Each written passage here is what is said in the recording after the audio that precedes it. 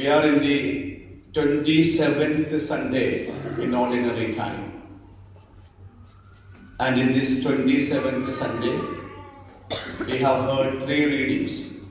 The first reading from the book of Prophet Habakkuk. Second reading from the second letter of Saint Paul to Timothy. And third gospel is from Saint Luke. We have different messages from these three passages. From the Habakkuk, God has a plan, and that plan will be accomplished in proper time. That is the message.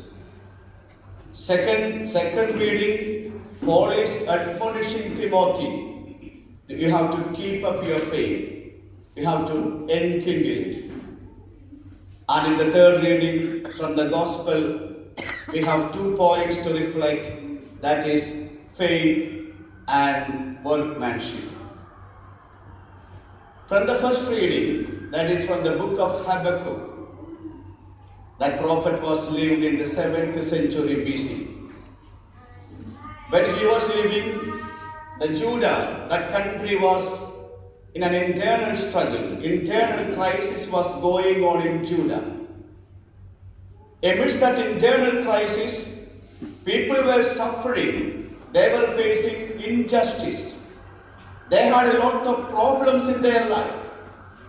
When they were facing a lot of problems in their life, they grumbled against God and the prophets.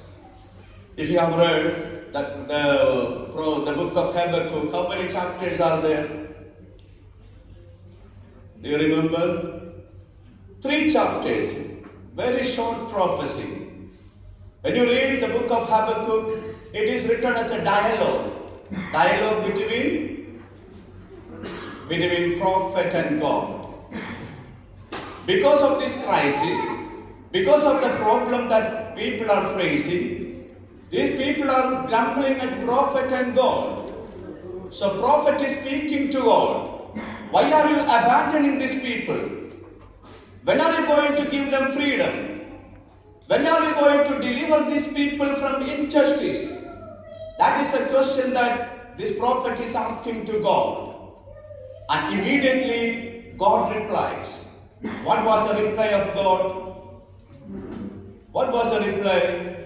My plan is different. My plan will be accomplished in the proper time. The prophet represents each one of us. When we intercede to God, when we ask God, we ask for the immediate response. Isn't it? We always ask for the immediate response. But God will tell us that I have different plan for you. My plan will be accomplished in an appointed time.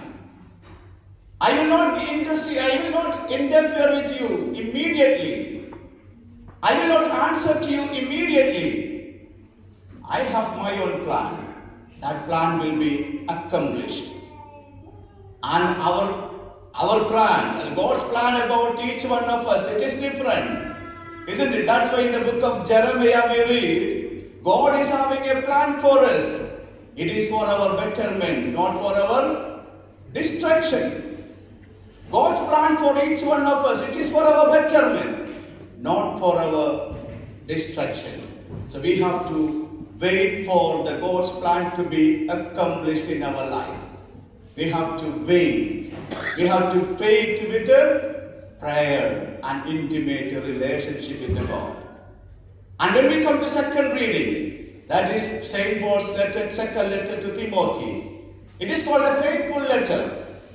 Because Paul, when he writes his second letter to Timothy, where Paul is, we have just heard. Paul is in jail. He is in prison. From jail he is writing to Timothy. Why? Because Paul is the one who has brought Timothy to Christian faith. So Paul is now in a confusion that I am in jail, I am in prison, and Timothy is outside. When he is facing problem, when he is undergoing crisis, there will be a chance for him to go away from the faith. So he is admonishing Timothy. Isn't it? Timothy, you have to keep up your faith. The faith that I have given to you, it is of love. It is of a great power. You have to keep up that faith. Paul is admonishing each one of us.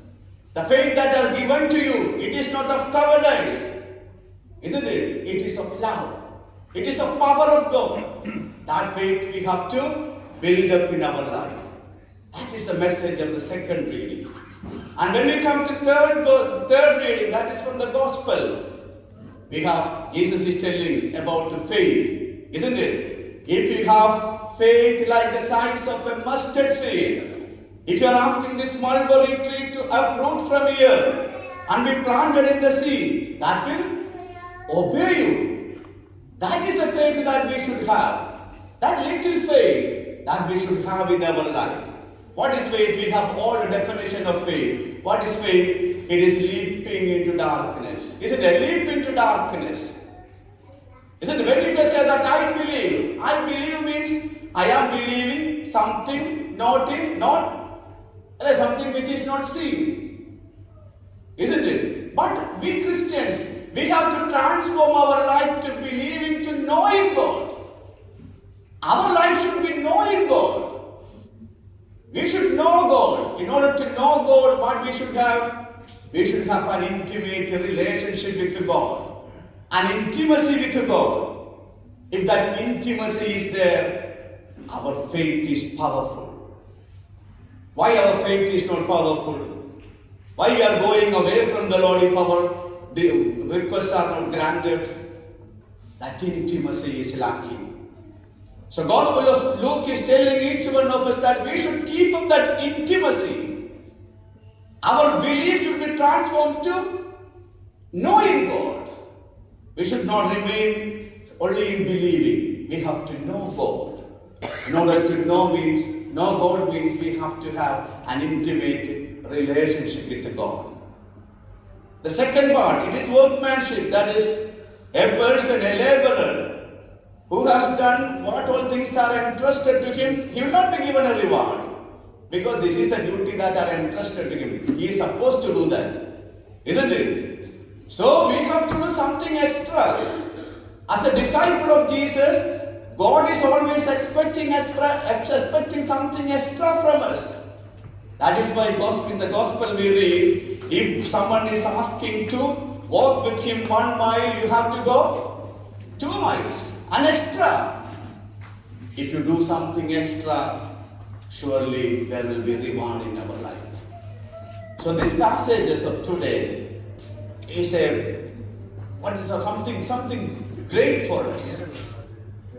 We have to travel from believing to knowing God. We have to do something extra from our life. Isn't it? All our discipleship demands something extra from us.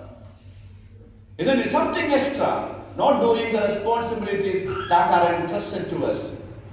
Isn't it? If you are doing the responsibilities which are entrusted to us, there is no reward. Isn't it? If something more, something extra, if you do, surely there will be reward for our life. So my dear parents, dear brothers and sisters in Jesus Christ, today God is asking to each one of us, we have to walk from believing to knowing God. In order to know God, we should have an intimacy with God, an intimate relationship with God.